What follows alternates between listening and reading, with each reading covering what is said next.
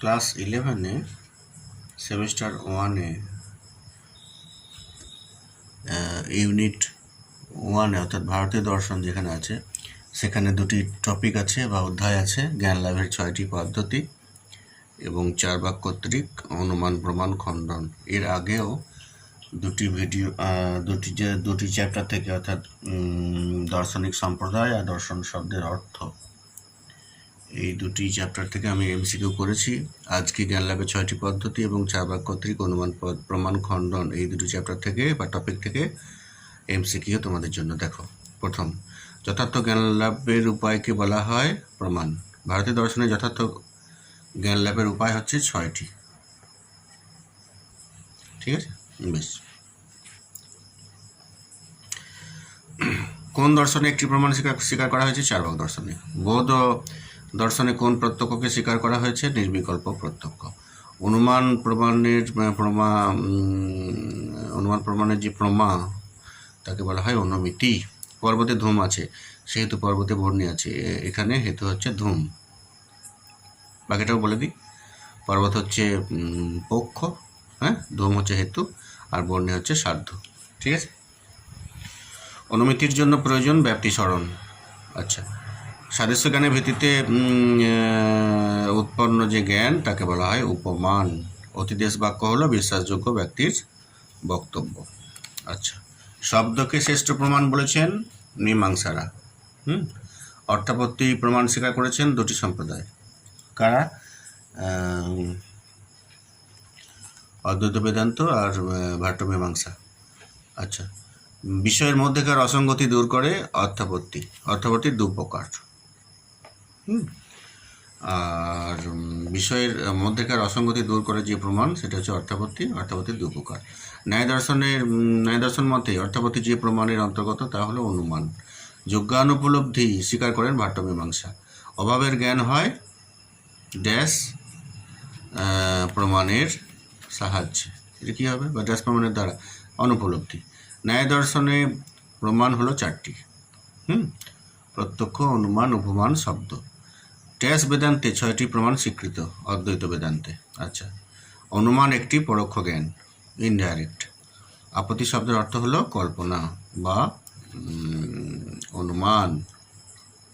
আচ্ছা, এবার দেখো তালিকা 1, তালিকা 2, এখানে দেখো আমি লিখে রেখেছি, এই যে ন্যায়, এই 3 নম্বরটা হবে। হ্যাঁ, প্রত্যক্ষ, অনুমান, উপমান, শব্দ, 4টি প্রমাণ। হ্যাঁ, এই যে বৌদ্ধ, এই 2টো হবে, প্রত্যক্ষ আর অনুমান। এই যোগ, এই যে সিএটা যোগ, এটা 2 নম্বর হবে, অর্থাৎ 3টে প্রমাণ স্বীকার করেছে। হ্যাঁ, প্রত্যক্ষ, অনুমান, শব্দ। আর ভাট্ট মীমাংসা 1, এই যে এইটা প্রত্যক্ষ, অনুমান, উপমান, শব্দ, অর্থাপত্তি আর অনুপলব্ধি। ভাট্ট মীমাংসা এটা 1 হবে। এইটা তো অনেকই আছে, 6টি প্রমাণ আছে। হ্যাঁ, প্রত্যক্ষ, অনুমান, উপমান, শব্দ, অর্থাপত্তি, অনুপলব্ধি। ঠিক আছে, ভালো করে দেখে নাও। বাঁদিকের সঙ্গে ডান দিক ম্যাচিংটা ভালো করে দেখে নাও। এই এর সাথে হবে 3 নম্বর, এটা হবে। হ্যাঁ, বি এর সাথে হবে 4 নম্বর, আর সি এর সাথে হবে 2 নম্বর, আর ডি এর সাথে হবে 1 নম্বর। এরপরে অধ্যাত্মবাদের বিরুদ্ধে,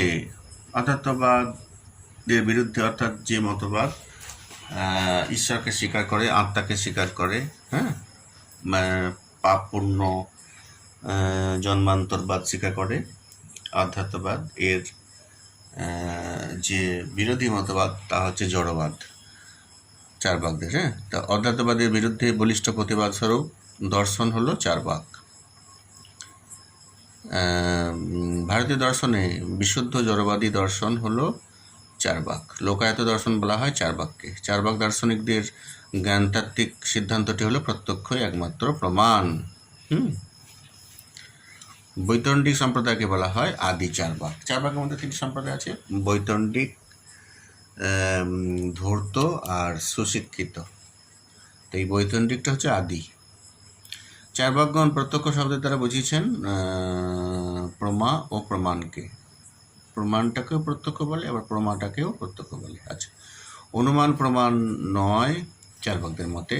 অনুমান অস্পষ্ট, এটাও চার্বাকদের মতে। ব্যক্তিজ্ঞান সম্ভব নয় চার্বাকদের মতে।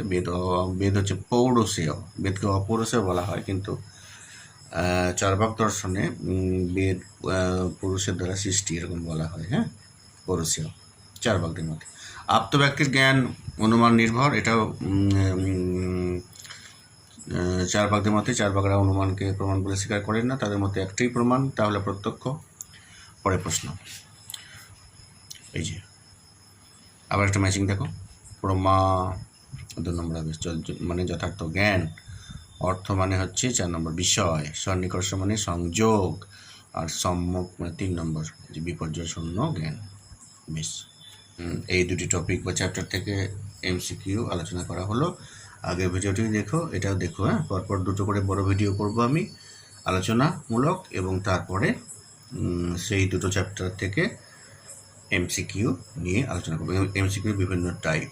ঠিক আছে, বেশ, রাখছি, ভালো থাকবে।